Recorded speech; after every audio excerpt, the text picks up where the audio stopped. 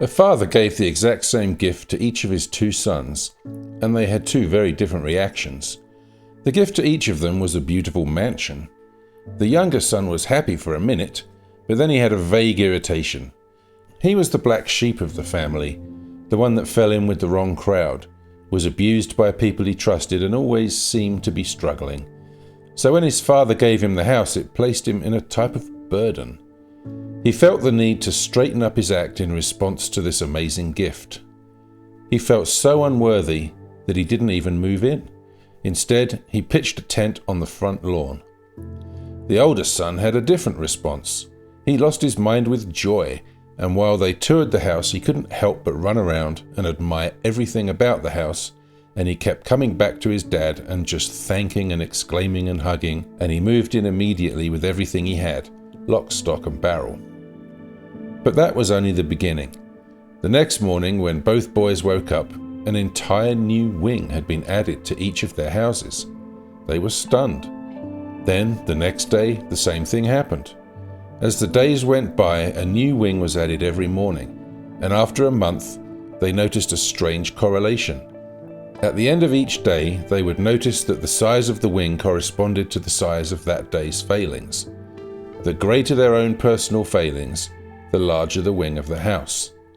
It was then they understood the point of the house.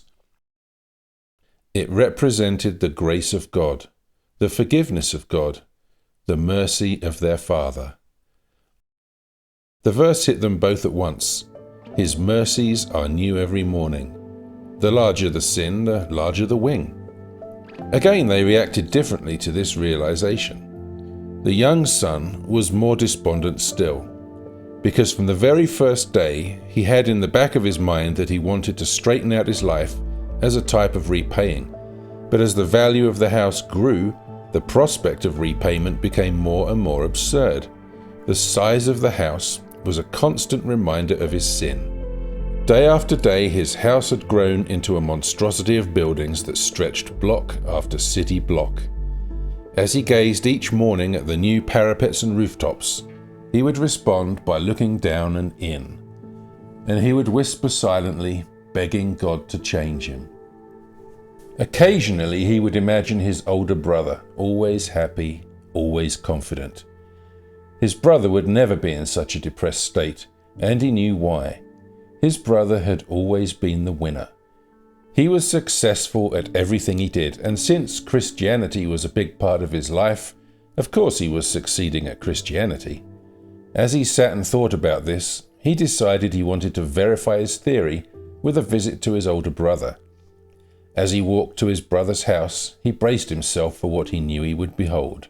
No doubt, his brother's house would have grown some. No one is perfect after all, but it would be nowhere near the size of his own. He was right. As he turned the corner, he saw the same original setup. The identical mansion they were both given that first day was still visible, but the new wings added to his brother's house comprised a fraction of the gargantuan footprint of his own. Feeling sadly validated, he went inside to find his brother worshipping, staring out the back windows of the mansion. His brother did not hear him at first, and so he watched his older brother for a moment. He thought, "How happy I would be if I were like this man. I would have the same lifted hands, the same happy tears, and the same peaceful expression if only I were like my older brother. I would look out over my much smaller house and feel lighter, less stained." His brother turned around with a small startle and happily hugged him. They sat and looked out the window. The younger brother shook his head, and the older brother whispered, "I know, isn't it amazing?" But he was not looking in the same direction. He was not looking out, but up. "You are thankful for how small your house is," said the first. The second looked at him confused. "What do you mean?" "The house is enormous." "You're mistaken," said the first. "Probably because you have not seen my house. In comparison to mine, your house is tiny." The older looked out with furrowed brow. "But my house extends beyond the horizon. You can't even see the end of it." He turned to his brother again. "How can your house be larger if I cannot see the end of mine?" "No, brother, I see the end of your house right there." They disagreed and scratched their heads. After a moment, the younger asked, "What did you mean when you whispered, 'I know, isn't it amazing?'" His brother pointed. "That sunrise above the furthest structure on the horizon. It is the glory of God." As the first followed the finger of the second, he was granted sight, and it was enough to change him forever. He saw, in the cloud and sunrise, the Son of Man, sitting in splendor on his throne. He was riveted.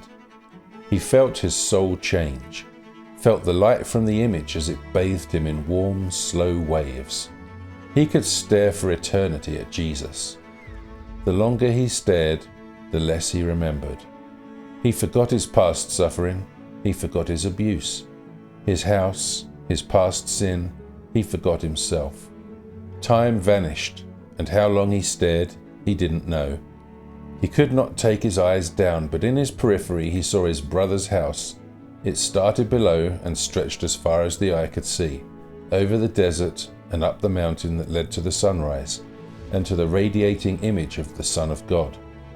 He didn't remember walking home or saying goodbye. As he slept, he dreamt of nothing but the image and how he was connected to it, married to it forever. In the morning, he awoke at dawn, wondering if the experience would be replicated. The sun rose over the mountain, bright and clear. Christ did not appear, but he was undaunted. It didn't matter. He moved to his chair to take up his Bible. There, on every page and in every passage, he saw the glory of God. He knew he could never unsee it. He glanced out the window and saw what he expected, his own house, stretching further than he had seen before, pulling his gaze. This time not down, but out, and then up.